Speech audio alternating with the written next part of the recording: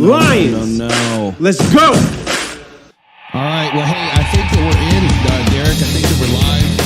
I apologize this morning. We have some poor issues. Derek, can you hear me okay? Give us just a second, fellas.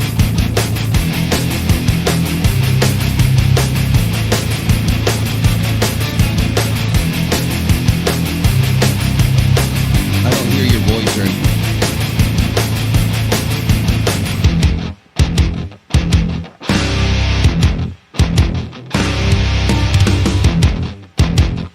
All right, so we've got some technical issues. Just give us a second. I don't know what happened. But Derek, I can hear you now. And I lost the intro. Everything just froze up.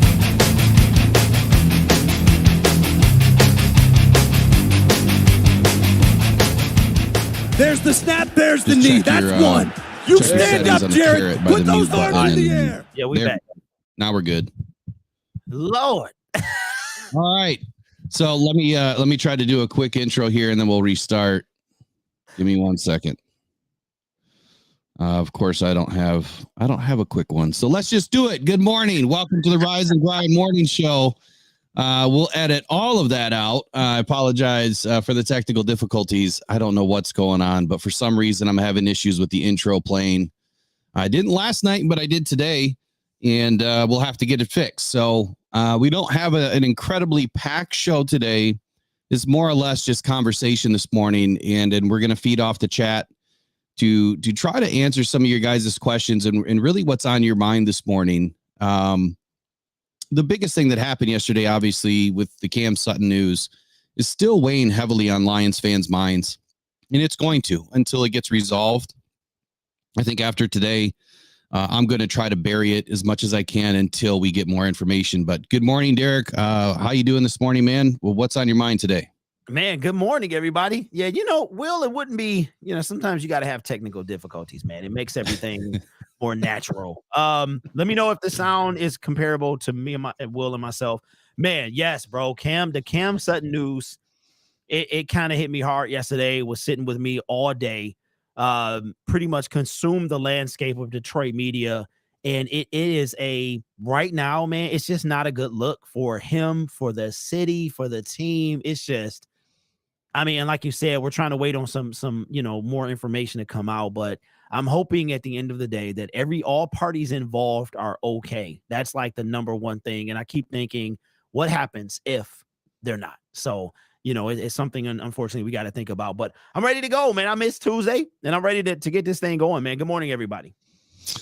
Yeah, man, Tuesday was a decent show, but it's just not the same when we don't have that good banter back and forth. The good ideas that flow. There's always that good energy that we have that these Lions fans love, man. And to speak on yesterday and what happened with Cam Sutton, there was a lot of information that was coming out quickly. Dave Burkett did an excellent job making sure that everything was verified before anybody really reported anything, or at least between you and I anyway. And that's a big credit to journalism and doing things right and making sure that the information is verified and making sure that your sources are solid. And Dave Burkett is as solid as they get. So shout out to Dave for jumping on it. I'm sure that it was tough for him to have to engage in something that is so horrific of an incident, so tragic of an incident that is happening yet again to these Detroit Lions in the spring. So that's my first question this morning, and then we'll go from there. Is Derek, last year, a week before the draft, we get the news about Jameson Williams, and he's involved in gambling. Didn't know what was going on. It was a huge problem. Nothing comparable to what's going on here. But now Lions fans are yet again dealing with another major issue. Is this staining the Detroit Lions 2023 season? Man, how do you think we come out of this? Like, what's on the other side of this for us? Will, that's a good question, man. And I think that it's early. I think it's not a good look, like I said earlier, but I think depending on the outcome of this, man, is really going to determine whatever happened with Cam, how far this thing goes, how long he's on the lam. This thing just, it's like we woke up yesterday with a day in mind. And by 1 o'clock, that day was not the way we thought it was going to go. And this thing, I'm seeing OJ jokes and Cam jokes and references, which I think are very inappropriate. But I think it will. I think the 2024 season, depending on how this goes, bro, I think the weight of this is going to sit. I think announcers are going to be saying things. And like I said, man, especially depends on the outcome of this. I think that's going to go a long way. But I don't think it necessarily bothered the 2023 season. I think 2024 is what people are going to be talking about. Well, there's a lot of things that I spoke about last night. And I got into the conspiracy side of it, the speculation side. Now that we know the facts, of what's going on, which are there was an incident that happened. The facts are that there's an alleged victim and an alleged perpetrator. And beyond that, we don't know exactly what has happened. This is a legal, lawful investigation. Nobody will know anything. This will all be, enshrouded in a cloak, if you will, because they do not release information during an investigation, number one. And number two, when there's an alleged domestic violence victim, they are protected. So for that reason, nobody's going to know anything outside of what we already know until this probably goes to trial, if it goes to trial, and then there's an end result. So anything that's said beyond that is more than likely just speculation. But I did say a couple of things yesterday, speculatively, that this didn't sit well with me, that it's been 2 weeks. Yeah. And the reason why is because, okay, if this really happened, if Cam did it, the alleged incident that happened, I guess at 4:52 a.m. on March 7th, why would he be running this long? Mm-hmm. It just doesn't seem to add up to me. And so to someone's question in the chat, have either of us considered foul play with Cam's situation? Thinking on it, 2 weeks is a long time to be missing, especially with all the technology around.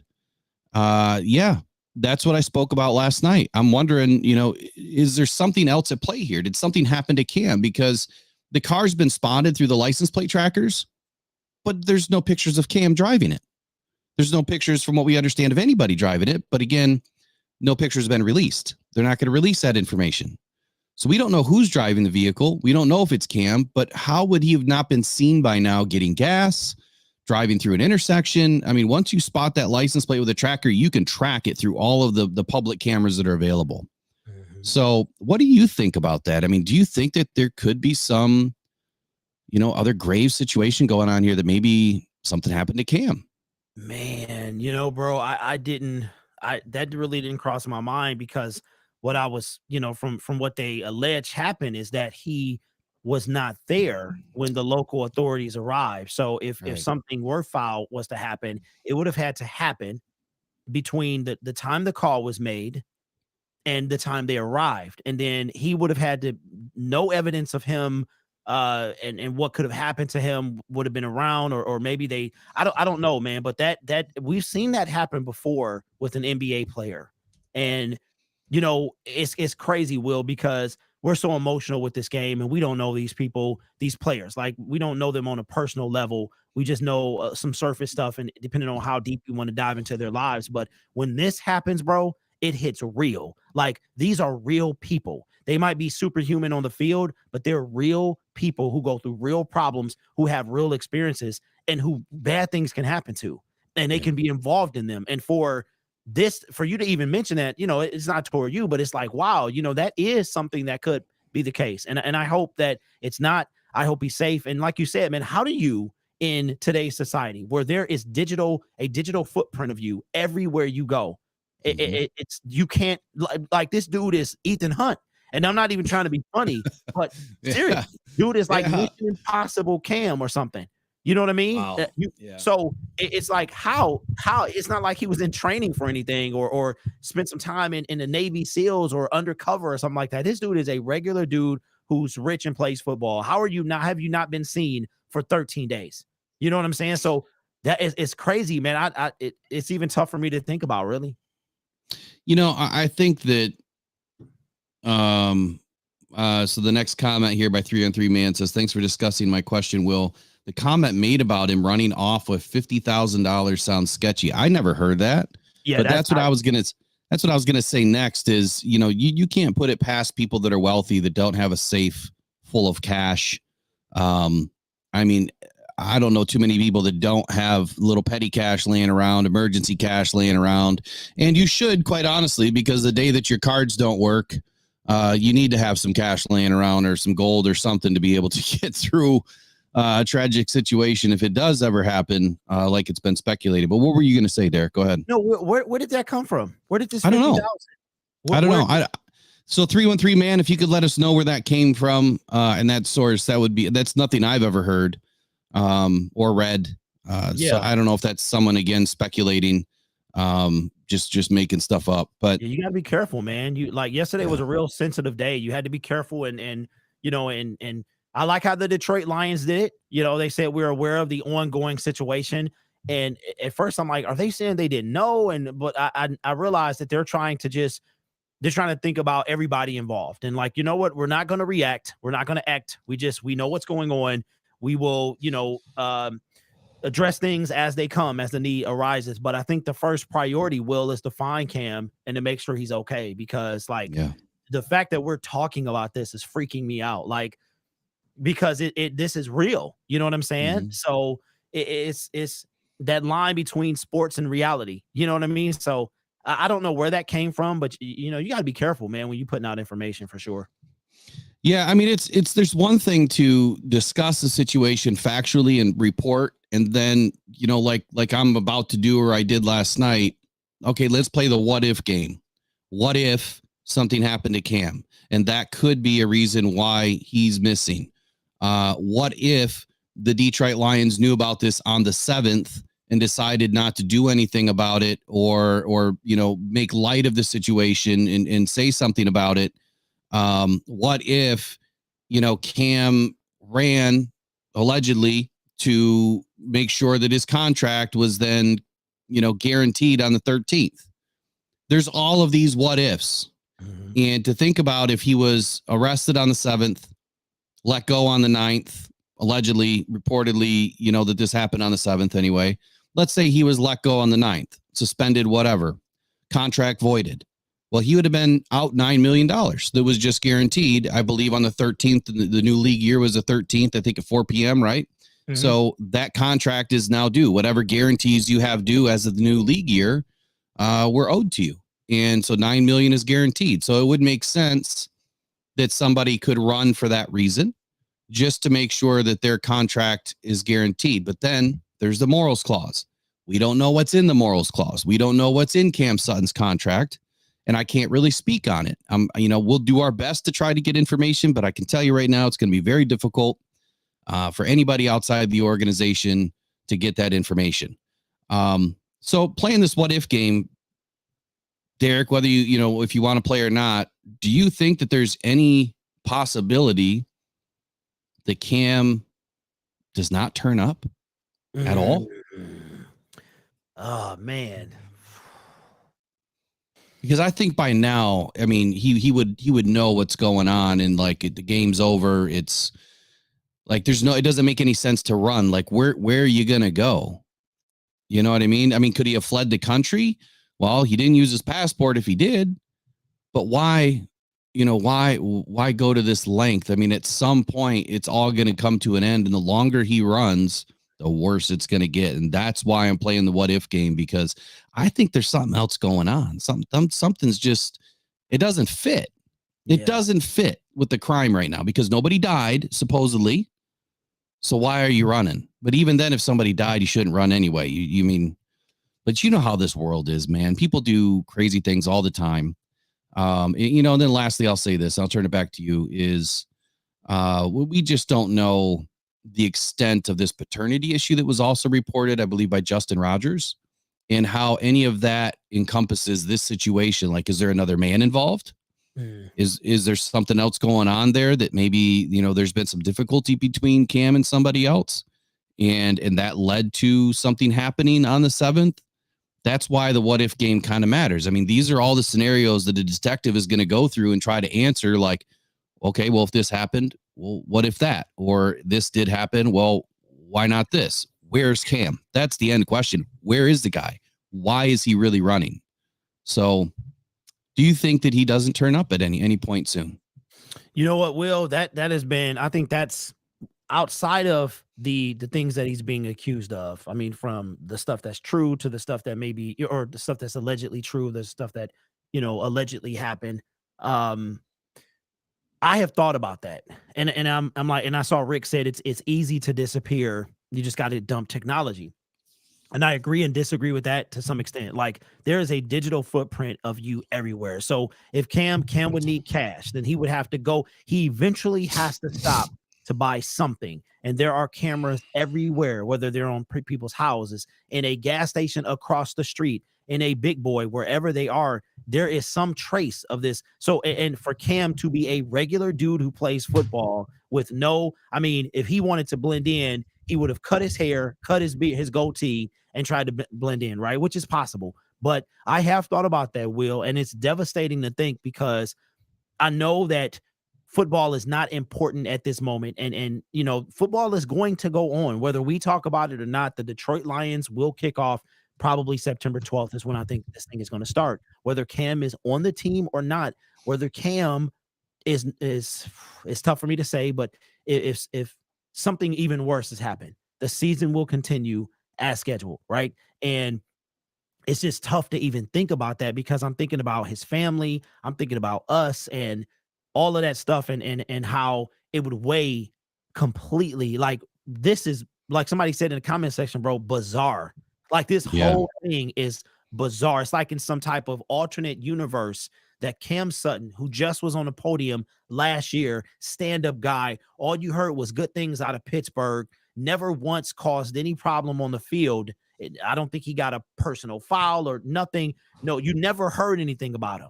And then this going on the lamb, and it's been 2 weeks now. Now we're on day 14, and now you start thinking, what else is happening? Because, Will, it doesn't seem like just a dude on the run, and it's tough not to speculate at this point, but it's concerning, because I think, like Rick was saying, it could be easy, but it also is tough, man. I know if I tried to go on the lamb, bro, I'd be caught in 72 hours. They'd be like, that, my wife would be like, he walked like that, that's how he looked, blah, blah, blah. So I think I would be, so it's just like the level of concern grows every day that he's not found.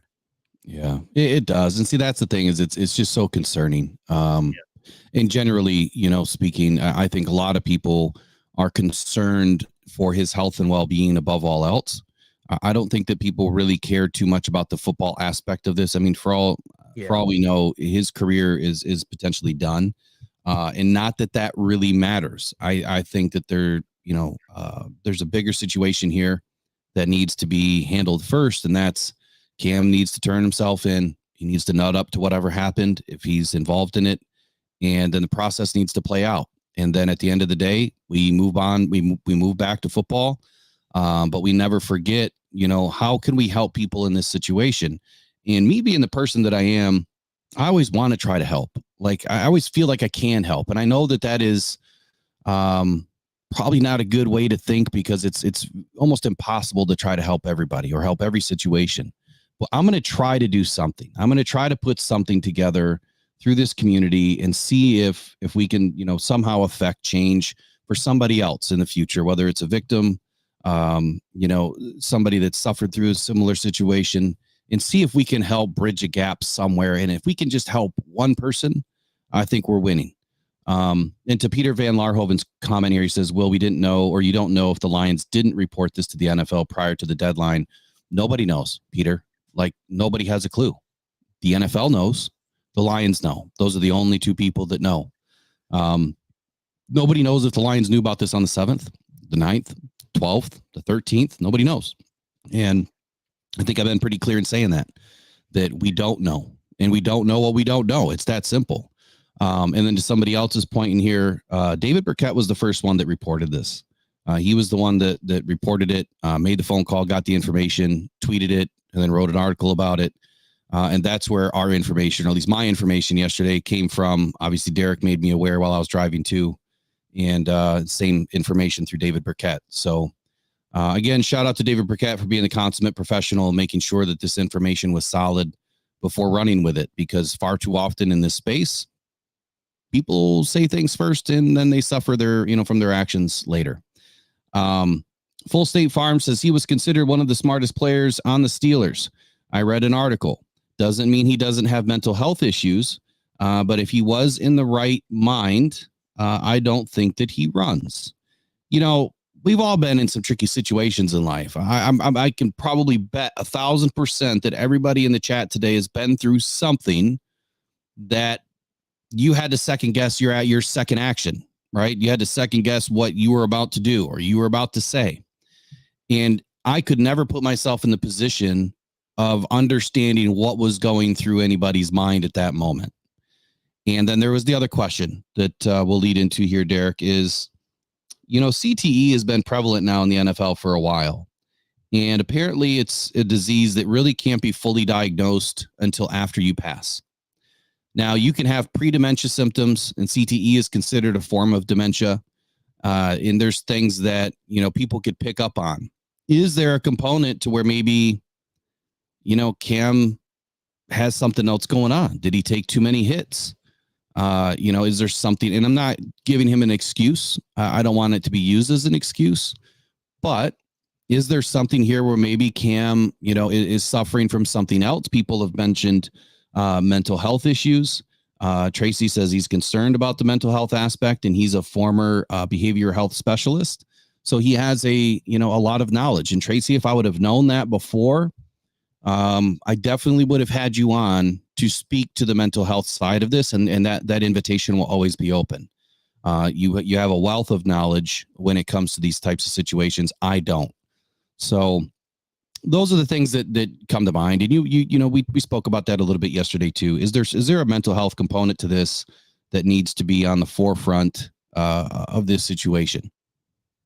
You know what, Will? It's tough, but I think yes. The simple answer is yes, but I think that applies to all of us. But for these guys who take these hits, and I'm sure every single football player has been concussed at some point, multiple times, and we've seen plays where it's like, how is he back out there, right? So, and for this, it's tough because you can't diagnose this, until they pass. So I know they're trying to work on a way to do it, without that happening or before that happens. And unfortunately we won't know. In a lot of cases, man, when we see these players and they have breakdowns, we'll call it, and the autopsy is done, it'll come back that they had it. Right. And it's just like, I don't know. But even without that, Will, like you said, the paternity thing, you would think, and that just tells you that like money and fame and stuff doesn't make you happy, because he had all of that and he was going through something. I'm not going to say simple, but something regular people go through. And it could have been enough, and this is all speculation, to make him a certain way, because we all have that breaking point. You know what I mean? So I'm hoping Will, it's so many questions that I have, man. And I just want, football aside, that Cam Sutton is safe and sound, and he deals with whatever he has to deal with. But that's my number one thing, is what is going to come out. Is this, because I know it's not about football, Will, but at the same time, eventually it will be. I mean, because that's the reality, right? The draft is happening in 34 days, no matter what the outcome of this is going to be, right? So you and I could cease to exist today, and the NFL would continue to roll on. But it's just like going into what we were hoping to be a Super Bowl season. This is already a blemish, and it can only get worse, in my opinion. You know what I'm saying? Like, it can get worse. And I don't know how to feel right now, because this is like real. All this stuff that we talk about, me running the pass rusher and blah, blah, blah, that stuff is all fun, but this is real. And yeah. You know what I mean? So it's just tough, man. It's tough to talk about. And we still got to do our job and be there for the fans and give them quality content. But man, at the end of the day, I just want this to turn out as good as possible, like the best possible way. Yeah, I think that's the best possible outcome, is that, everybody, and it's not really possible for a victim in this case. Like there's always going to be residual effects from this. I know people very close to my heart that have been through, very similar situations, and it's always there. It doesn't ever go away. And to see it, it hurts. I mean, when this situation broke, that was the first thing that was on my mind was, how does this type of news, me being involved in this type of news, going to affect people that I know because I'm talking about it. And so it's very real and it's very close. So if people do understand, I do understand this maybe a little bit better than some others, only because I know people very, very close to my heart that have been through very tough situations like this. The last thing I'm going to mention on this morning is the ever-encompassing NFL in the history of domestic violence in the NFL. And I reported this yesterday through a little bit of research is this. Through 2010 through 2014, there was more than 85 domestic violence arrests from active NFL players. And in 2016, 44% of players with a domestic violence record arrest incident were still on a roster. So I know that, when the Ray Rice incident happened, which, gosh, that had to be about 10 years ago, right? That's when I think things started to change a little bit in the NFL. They started to develop a plan and formalize some punishment because the punishment has been all over the map. It has not been, a seamless transition from one player to the next. And I think that they've formalized that, at least as of 2014. Your first offense was a 6-game suspension. Your second offense is a lifetime ban. The NFL's trying, but now again, this is going to be revisited. I'm sure the Lions have their own internal process for this type of stuff, and I'm hoping it's a zero tolerance policy. And I know that probably won't sit well with everybody, but if Cam is guilty of this beyond a reasonable doubt, then I think it's time for Cam to move on. That is not about the way he played in 2023. It has nothing to do with Cam as a player, period. It's just this type of individual does not fit inside the locker room that Dan Campbell and Brad Holmes are trying to build. This does not fit the culture. This is not, somebody, and mistakes happen, right? And people do deserve second chances. They do.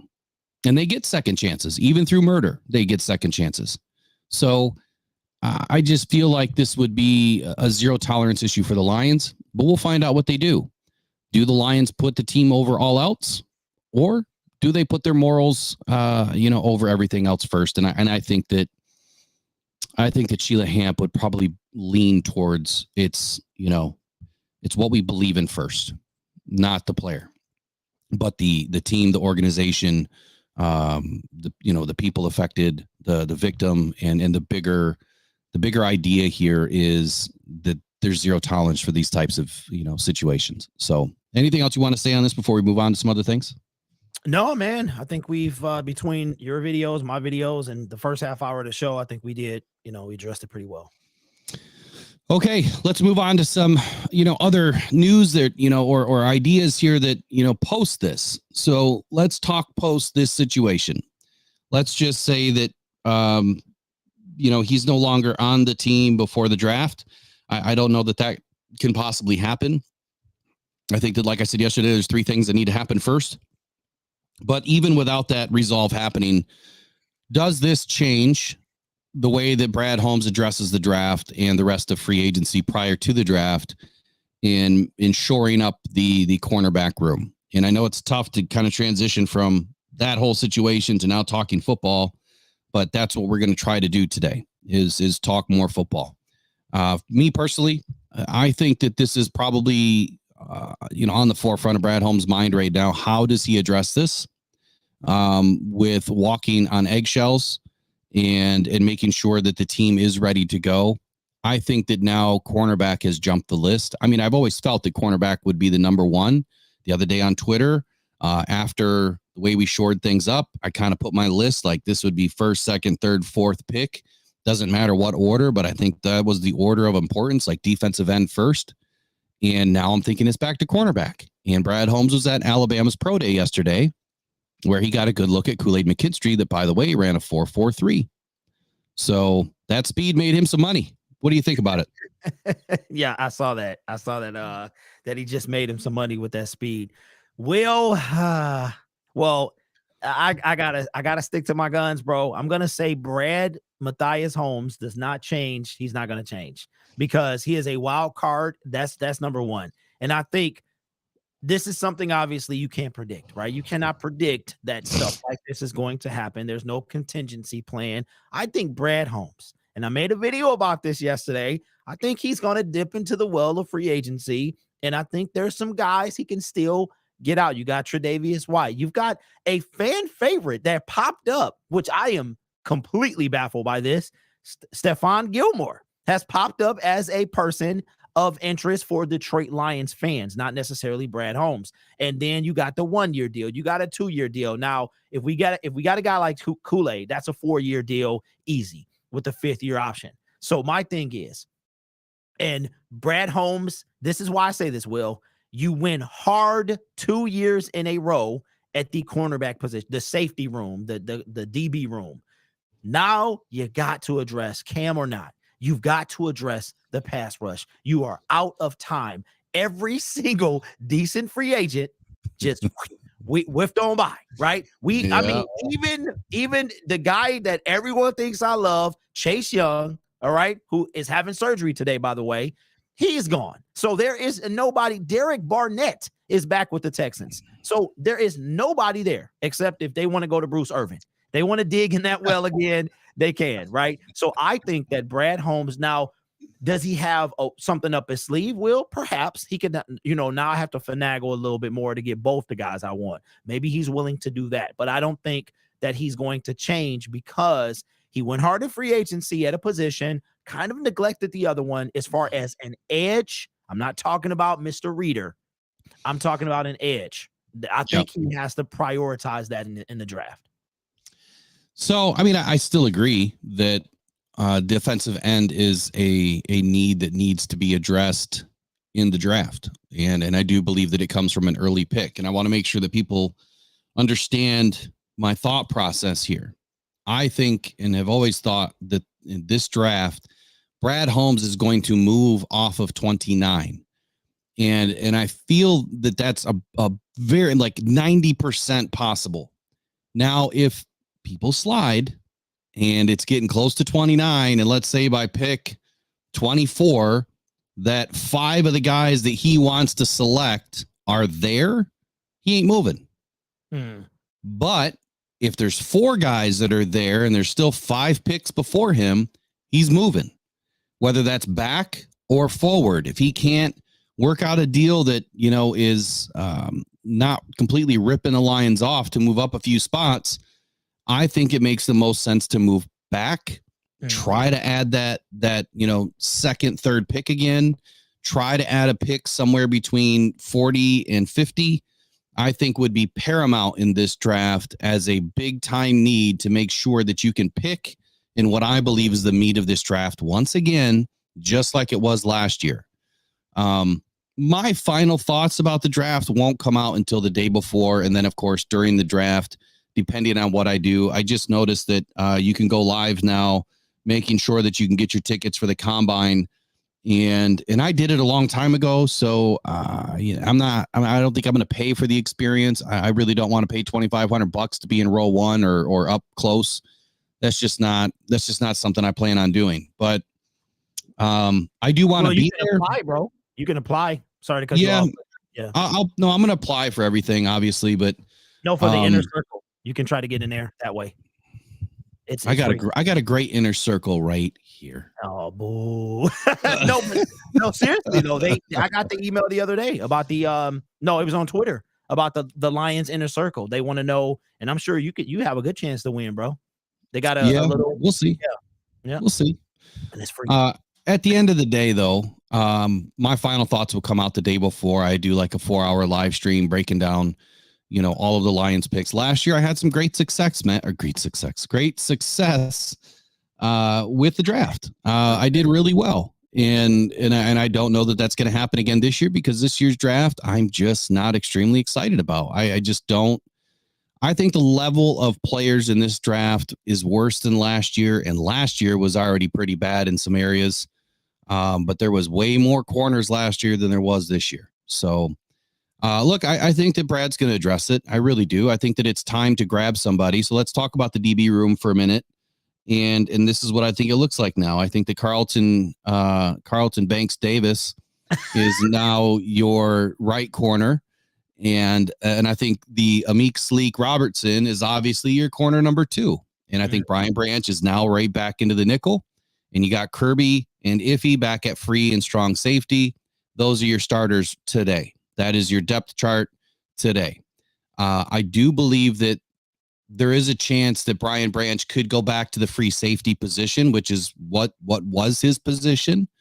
And he's very comfortable there. And I was hoping to see Amik Robertson slide into that slot role. And if we did have number 1 still on the team by season start or 6 weeks in, he'll probably be relegated to CB2, but I'm not expecting him to be there. Mm-hmm. And for that reason, I'm expecting Brad Holmes to do something about it in the draft to bring somebody up while we have some leaders on this team that can help develop a rookie, because the worst thing that can happen to any corner is feet to fire baptism in year 1. It is. Yeah. Okuda is the prime example. He had nobody to learn from. Yeah. And terrible coaching. So, all right. So this morning, let's get some ideas here from the chat, but go ahead and take it away, Derek, with anything that's on your mind. So I hear you, Will. I hear you, man. I'm thinking Brad's, like I said, to start the segment, man, he's going to dip in his bag of tricks. There's a lot. And I thought it was funny, man, yesterday, not funny, but ironic. Jerry Jacobs was just rattling off. He was like, I can't believe like I'm still free and all this other stuff. And I was like, dang, just keep grinding, man. You'll be somewhere soon. But I think he digs in this bag, bro. You got Witherspoon. He's still out there. You have everybody's fan favorite, Gilmore. You also have Tre'Davious White, who is right up Brad Holmes' alley, assuming he makes it past the Raiders and another team he has to visit. So I think that Brad could go in the draft, but he's also going to get that guy. Because now, Will, if you take away, I know, what's his name? Carlton. He's been he's a 7-year. He's going into year 7, I believe now. So you have some veterans back there that it's not just a bunch of rookies or 2 or 3 year players back there. But I feel like Brad's gonna, because if you think about it, we still got Emmanuel Mosley, but now we don't have even a 4 really. You know what I'm saying? So if you put Amik and Davis out there and you just say E-Man is number 3, where's the 4 at? So I think a vet could come in, 1-year deal, be number 4, compete for number 2 and 1, and things like that. So I wouldn't be surprised if we hear pre-draft that he's brought somebody in. You know, my other favorite in this free agency period has been Steven Nelson. I think that he is as perfect as they are as far as a fit to Detroit and his playing style. I'm very surprised that Steven Nelson is not on a team, number 1, and number 2, that he hasn't even been in Detroit for a visit yet. So, and to your point on Stephon Gilmore, we have the other Gilmore brother, and this could be an opportunity for him to step up, obviously, this season and get some more playing time. We didn't see a lot out of him last year. We'll see what happens there, but I don't know that I'm extremely excited about Stephon Gilmore. I don't know that I don't think I am. Bro, they acted like this is 2012, Stephon. Like they're like, go get Gilmore, and then they got this brother thing, bro. It's something about brothers being on the same team that I guess. I think so. Yeah, so I think that's what it. I wouldn't mind, Will, for his market value is like 11. I'm not giving him $11 million. Maybe we're talking about 6 and that, maybe 7. I'll give him. He did pretty well last year. He'll be 34 in week 2. So. I mean, I wouldn't be mad at this because we love the word cheap. And I'm gonna tell you, Will, the only thing Stephon, Lord, the only thing he doesn't have going for him is injury history. But he's old enough for Brad, depending on how much the money is, right up Brad's alley, bro. I would not be surprised if we do see I'm not big on him either, but the fan base is like, go get him, so I don't know.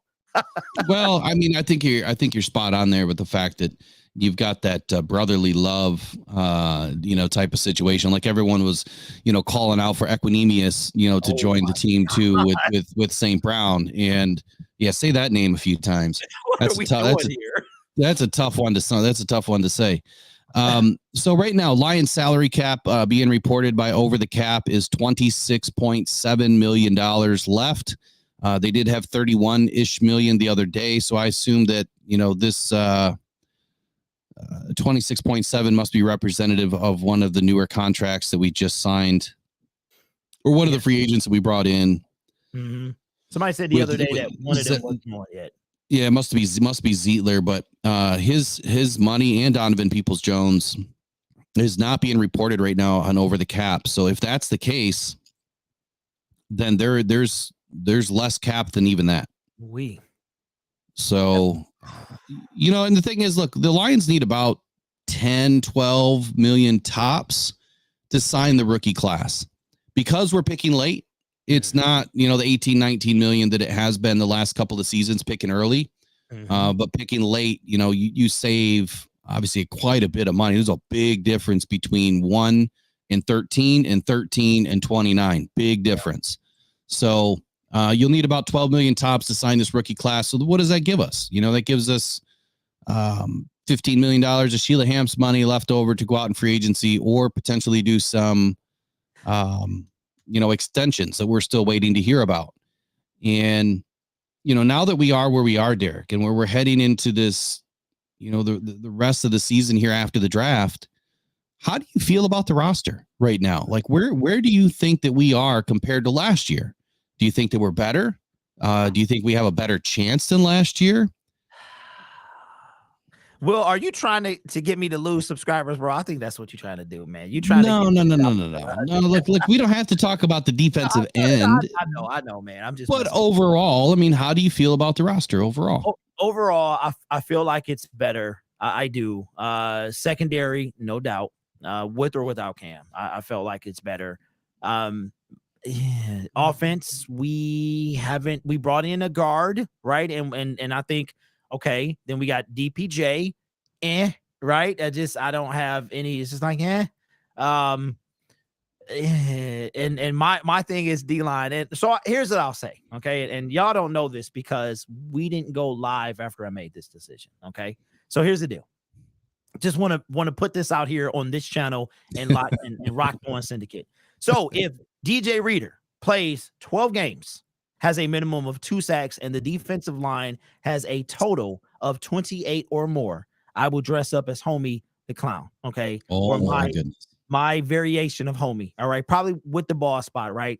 So my thing has always been defensive line. What y'all don't know is I've been talking about it since my inception on YouTube. I have been talking about a quality D-line. I think that DJ Reader gives us more of that, but I still am missing the other side of Aiden, and that is my primary concern. Nothing really matters to me right now except that. And that's why last week was a very tough week for me, because the fact that we're picking 29, the fact that you don't know what Brad Holmes is going to do. And it's like, okay, dude, how many times are you going to neglect this opposite Hutch? You know what I'm saying? Like, if you look, Will, like a lot of people are saying Josh Pascal, DE, Levi, DE. When they were drafted, it said DT next to their name. And even if they are playing DE, they're not playing a lot. You know what I'm saying? So I want that guy that's going to move the needle, where you come in and no matter what your offensive line is, they're like, you know what? Hutch, we got to plan for him. But you know that other guy over there, we got to plan for him too. That's what I want. I don't want a Marcus Davenport. That's just not, I'm not feeling that, right? So have we improved, to answer your question? Yes. How much? That's, to me, that's debatable at this point. So let me make sure I've got this right, because I'm going to put this somewhere in the middle of December on a Sunday. That Derek is going to dress up as Homie the Clown if DJ Reader plays 12 games, gets 2 sacks, and the Lions have 28 sacks or more.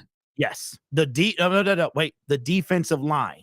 The defensive line has to have 28 sacks or more, including DJ Reader's too. So it can be linebackers. It cannot be secondary. It has to be D line. So those 4 guys on the D line have to get a total of 28 sacks or more.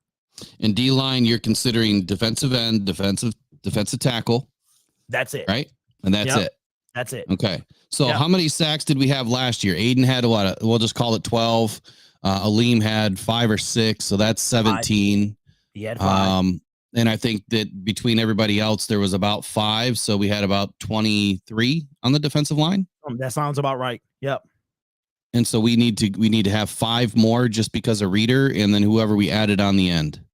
Yep. And that's exactly my point of that whole thing is just because of Reader. That is my entire thing, because I hear and I understand what he brings to the team, the double teams and stuff like that. That's just not what I wanted to see. So because of that, and in this love that the Detroit Lions fan base have for the quality of DJ Reader, that he's going to make our team that much better. Okay, we're going to have a Trey Hendrickson on our team with 7.5 sacks. That's what Aiden's going to be, because DJ Reader is going to require 2 people at all times. He's supposed to increase the sack numbers around him, is why I made this little wager. So, yep. So there was a question in here about Sneed and why maybe the Lions did not trade for Sneed. Money, don't want to give up picks. I think that there's probably a component to all of that, during the combine, there was some reports that came out. I think it was Jeremy Fowler that linked the Lions to Sneed. I think I reported on it too. And that Sneed had, a high opportunity to join the Detroit Lions, that there was talks, likely a deal was getting done during the combine. So that could happen during the draft. Like, Sneed is not done. He's not off the table. The Chiefs are actively trying to pursue a trade partner. They're probably asking for too much. They're probably trying to seek out a first round pick when they're probably going to get, a second and a fifth or a third for Sneed. And maybe they'd rather pay him the $19.1 million on the franchise tag versus, anything else.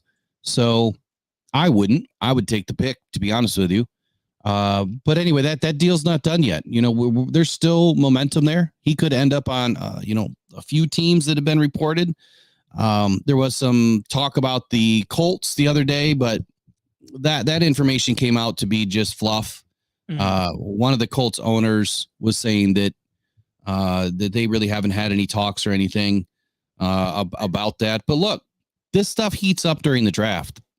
As the draft starts to happen and guys are not available, if you're trying to target a cornerback and you don't get that cornerback and you can't move up or down to make it happen, that's when you might see a trade happen. They're like, well, look, we really need a corner. I'd rather trade this pick for Sneed now because we couldn't get Sneed, type of corner in the draft.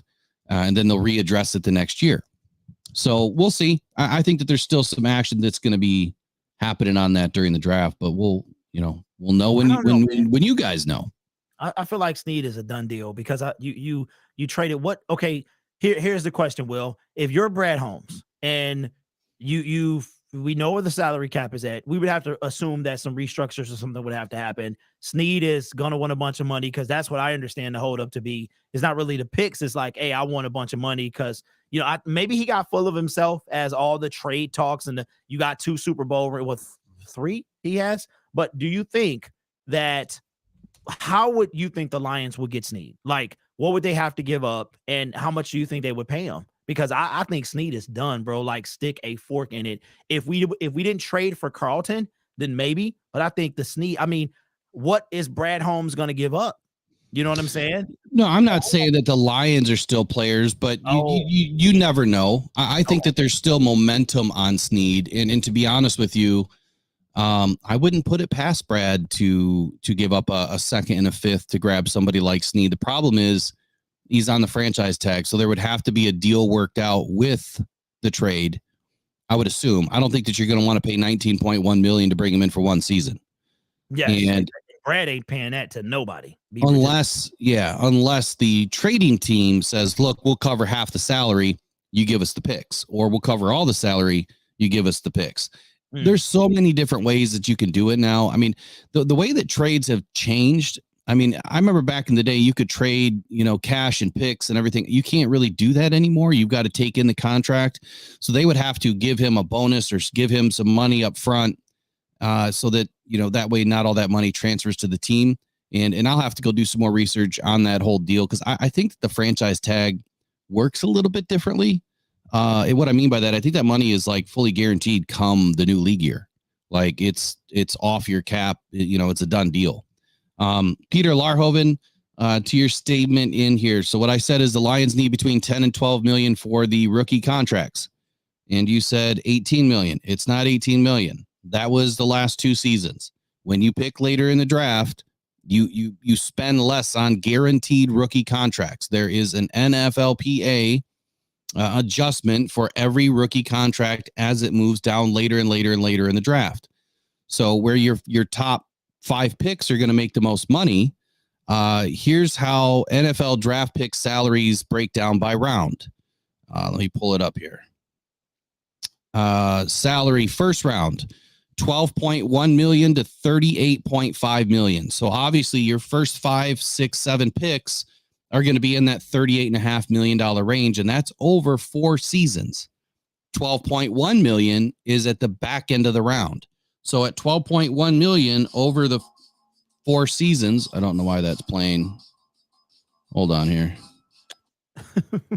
Could you hear that? Yeah. I hate it when ads do that. They just start automatically playing. There's got to be a way I can mute this. Well, hey, shout out to Will, man, because Will is a spot on. Because according to Spot Track, the Detroit Lions are going to need about just under 13 million. Is what they'll need.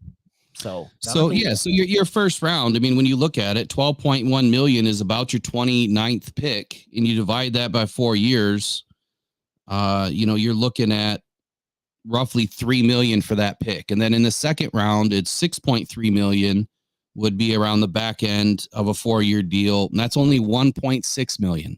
Mm-hmm. So between your first 2 picks, you're looking at less than $5 million, and the Lions only have 6 picks now. They don't have 7. They only have 6. They had 2/3. They only have 1. They don't have a 4th. So if memory serves me, they got a 1st, a 2nd, a 3rd, a 5th, a 6th, and 2 7ths maybe, or a 7th. So it's less than 13 mil, 10 to 12 million. Well, they do have 7, 29, 61. They kept Minnesota's third, 73. They've got 164. They've got 201 from Tampa Bay, 205, and 249. So they do have 7. They do got a 7th, which hopefully is a kicker. I think they had 6 until the trade for Carlton. Yeah. No, we had 7. We lost. So how many picks do we have now? We've got 7, 29, 61, 73, 164, 201, 205, and 249. 73 and 201. So we must have had 8 picks then. Oh, we got the 6th in return, didn't we? We got 2 6th-round picks in return. We gave up the 3rd, but got the 6th. Okay, so yeah, we're right at 7 then. So anyway, I just want to be clear on that because then it paints a picture of how much money we do have left, we being the Lions, to spend in free agency or get some of these extensions done. So that'll be the next topic here for the last 5 minutes, at least while Derek is on. Derek, do you think we're going to get any extensions done this season? It's been wildly speculated and talked about just about everywhere that it's taking a little bit of time for some of these extensions to get done.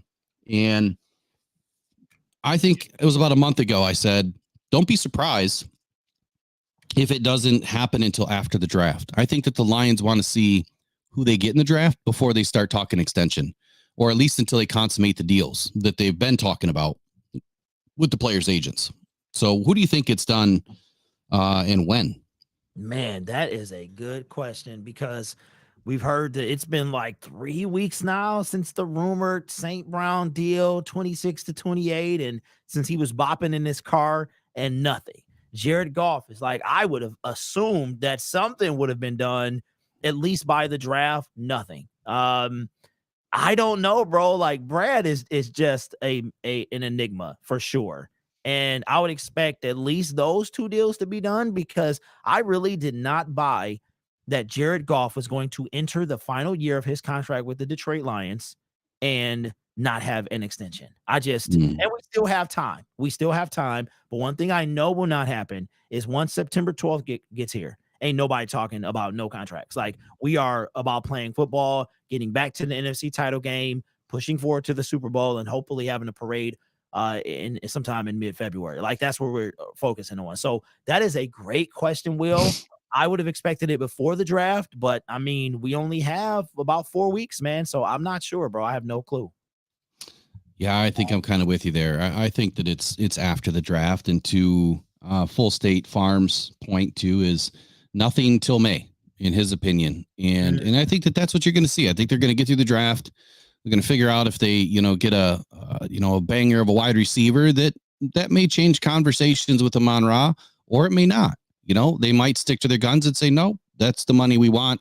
We'll get it elsewhere, after this contract, or okay. Let's get a minor extension in. And that was my offer to this whole situation is, can they just put a minor extension in? Like, all right, we'll give you, an extra year or two extension at, 10, 12, $15 million a year, not 25, so that we can continue to build. I don't know if Amon-Ra would go for that, because, if he gets injured, then that's going to ruin the rest of his ability to get a bigger contract. And that's why these contracts are so important, because they're getting their security set up after this first contract for the rest of their life. Applying pressure says Brad will not extend Goff. He has plans for Hooker. It's a great opinion, but I will tell you this. From my experience in seeing what's going on with Hooker, and straight out of Brad Holmes and Dan Campbell's mouth, they do not know what they have in Hooker. They have no clue. The guy barely had 6 games on the roster last year, going through minimal practices, minimal reps. He has not been through a full off season in pads. This is the year that they're going to find out what they have. And until that they know, I can't say with any definitivity that, or any definitiveness that Hendon Hooker is going to turn out to be this great quarterback in the NFL. We don't know what we don't know. All right, last 2 minutes, or last minute is on you, Derek. What would you like to end with today? Man, listen, I just, we got a good thing in JG. Let the man just do his thing, man. Let him do his thing. Hooker will be there or he won't. That's just it. I mean, Rams fans are gushing over Matthew Stafford. Can we please give Jared Goff a chance? We know what we have. Hendon is a mystery. Let's go. This guy took us 1 game within the Super Bowl. And I'll say this. Here's a good one. All right. You guys, in Brad we trust him. Y'all tell me that all the time. When it comes to JG, trust him. I love this whole kind of, hypocritical way that y'all are. But what I will say is this, is don't forget, we got 2 more shows on this channel, the Rocked On Podcast Network. April 1st, which will be April 2nd, we are moving exclusively to Rocked On Syndicate Sports. So make sure you guys subscribe over there. We've got just 2 more shows left on Tuesday and Thursday of next week, and then we'll be over there. So I'll end with this. Man, hope Cam is okay. Hope everybody is involved with that whole thing is okay, because at the end of the day, we're all humans. And no matter Cam's safety and this whole thing has zero to do with how we played last year. So let's be human. Let's take a step back from the game of football, and let's hope that Cam is well. And if he is guilty of the stuff he's being accused of, then, he'll be dealt with. So hope he's okay at the end of the day. But you guys have a great weekend, and let's get this thing going for next week, man. All right, y'all. That's it for Rise and Grind this morning. Derek, super appreciate your time this morning, and please go subscribe to Rocked On Syndicate. We'll be there starting April 2nd. All right, you guys. We'll catch you next week. You guys have a great week, and Cam, wish you the best, my man. Go Lions. We'll see you.